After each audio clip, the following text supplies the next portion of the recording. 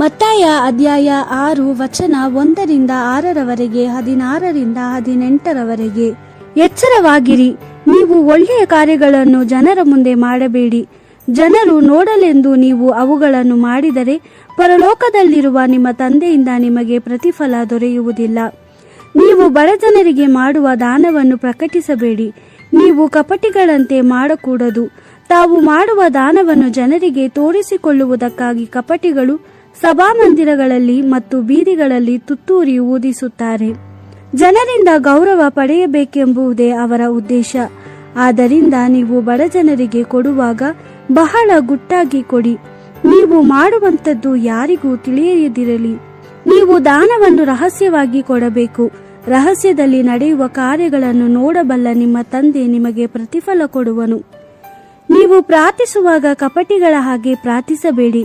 ಕಪಟಿಗಳು ಸಭಾಮಂದಿರಗಳಲ್ಲಿ ಮತ್ತು ಬೀದಿಯ ಮೂಲೆಗಳಲ್ಲಿ ನಿಂತುಕೊಂಡು ಗಟ್ಟಿಯಾಗಿ ಪ್ರಾರ್ಥಿಸಲು ಇಷ್ಟಪಡುತ್ತಾರೆ.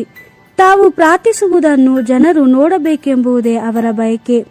ಅವರು ಆಗಲೇ ಅದರ ಪೂರ್ಣ ಪ್ರತಿಫಲವನ್ನು ಹೊಂದಿಕೊಂಡಾಯಿತೆಂದು ನಾನು ನಿಮಗೆ ಸತ್ಯವಾಗಿ ಹೇಳುತ್ತೇನೆ.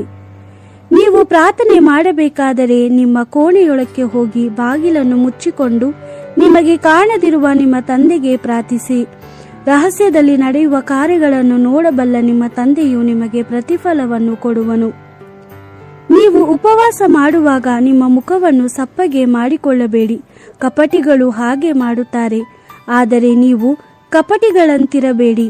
ತಾವು ಉಪವಾಸ ಮಾಡುತ್ತಿರುವುದಾಗಿ ಜನರಿಗೆ ತೋರ್ಪಡಿಸಿಕೊಳ್ಳಲು ಅವರು ತಮ್ಮ ಮುಖಗಳನ್ನು ವಿಕಾರ ಮಾಡಿಕೊಳ್ಳುತ್ತಾರೆ.